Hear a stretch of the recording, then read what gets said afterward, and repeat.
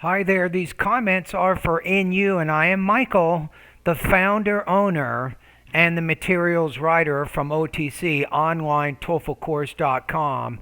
And Merry Christmas to you and your family, and a Happy New Year 2021. I'm listening to an integrated speaking practice test that you sent me, I think, on Friday. I'm a couple of days behind here, and I'm going to listen to it right now. And I have the integrated speaking rubrics, so I can kind of figure out, I think I can figure out what your estimated score is based on the competency descriptors, the delivery, language use, and topic development descriptors there. Okay, here we go.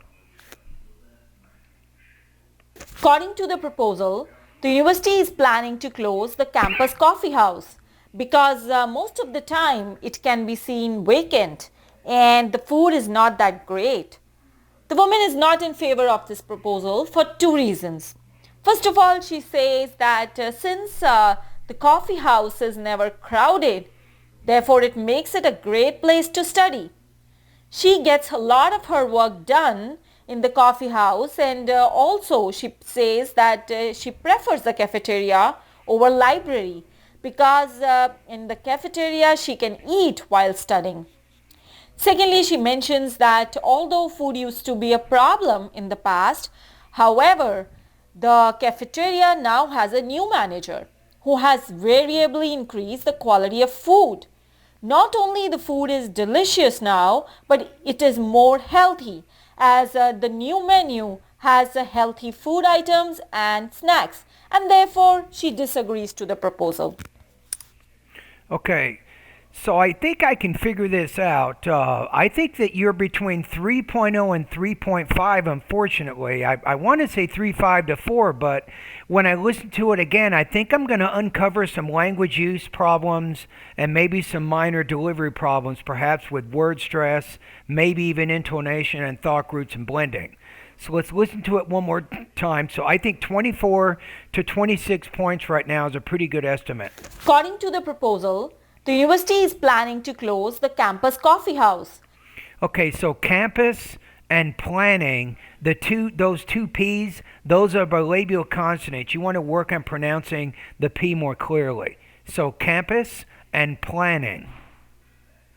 Because most of the time it can be seen vacant and the food is... I would say most of the time the facility is vacant, or it can be seen as vacant. That's really kind of awkward how you said that sentence. I would just say because the facility is often vacant is a better way, more direct way to say that. Not that great. The woman is not in favor of this proposal for... How about the food is bland? Maybe instead of not that great. Or the food is, or many students don't like the food, or the food choices offered at the coffee house, you might say. Two reasons. But what I'm saying is be careful about words like great. Great is a word that has many multiple interpretations. If you say, well, the movie was great, you really haven't said anything. Why is it great? Is it great because of the cinematography? Is it great because of the acting? Is it the plot, the structure?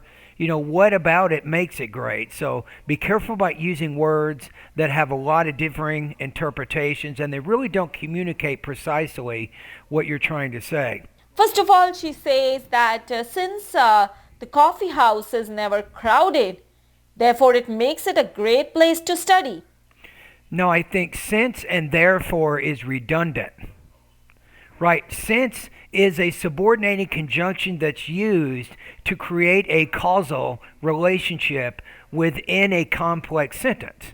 But once you say since it blah, blah, blah, and then therefore also is a transition word that's used to show cause effect. So there's no reason to mark the sentence two times with both a subordinator and a transition word that does the same thing. So don't do that.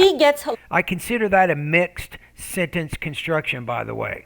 If you want to go to Google, what is a mixed construction in English grammar, you can learn more about it. A lot of her work done in the coffee house, and also she says that she prefers the cafeteria. Yeah, she prefers. So there's the word stress shift I referred to in the very beginning. So she prefers, And I mean, word stress is very complicated. You can learn more about it by going to the pronunciation area in my course. I think word stress begins around lesson 25.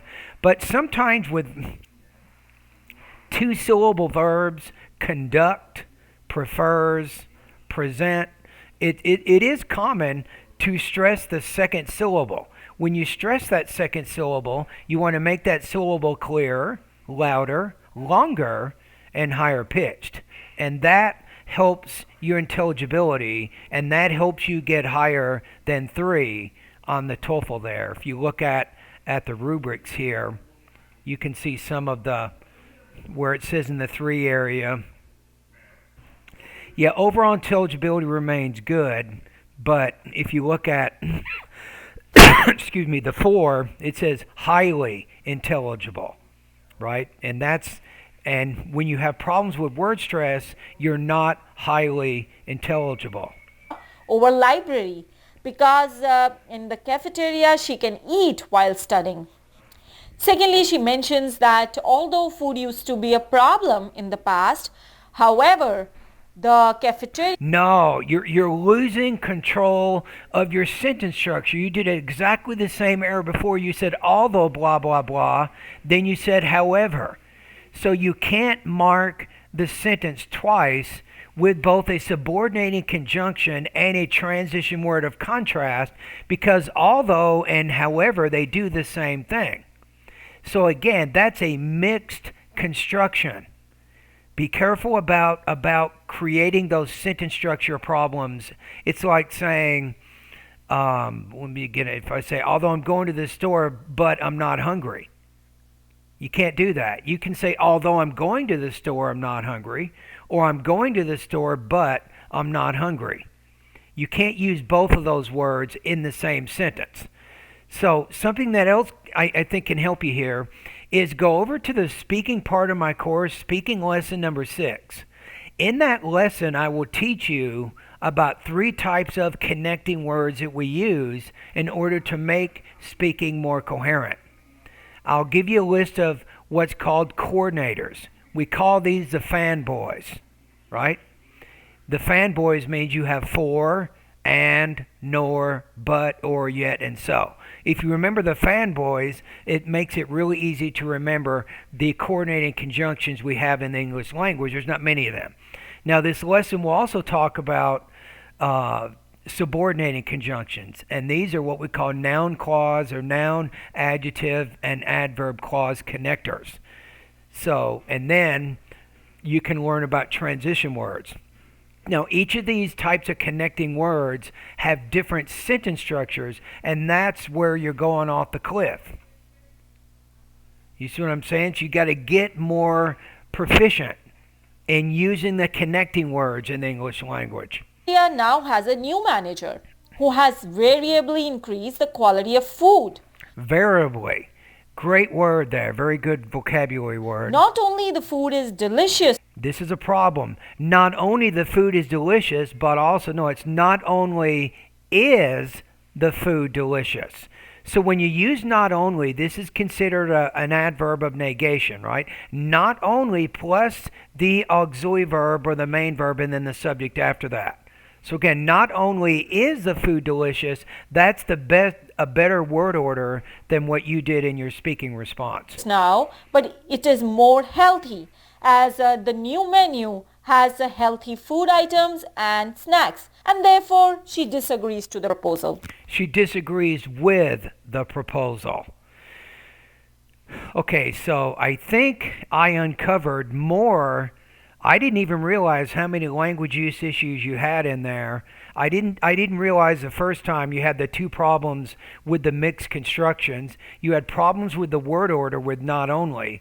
So I think you had at least 3 or 4 language use issues in there which demonstrate some limitations with your English grammar. I think the topic development is, I didn't see a copy of the reading or the listening, but I'm assuming, my assumption is probably pretty good, that you have a complete and accurate response there. Delivery, what I like about what you do is I like how you begin speaking loudly, clearly, and fluently from the get-go, right from the beginning of the response. So that's a good strategy. However, you do have some word stress shift problems, as I pointed out. I think you can probably work on the tone a little bit more. But generally, your speech is highly intelligible, pretty much. So I think you're doing very well in that area. So I think that my score, yeah, I don't know about 24 to 26. I'm going to say 23 to 25 on this. I think I'm worried about some of your grammar limitations in this particular response.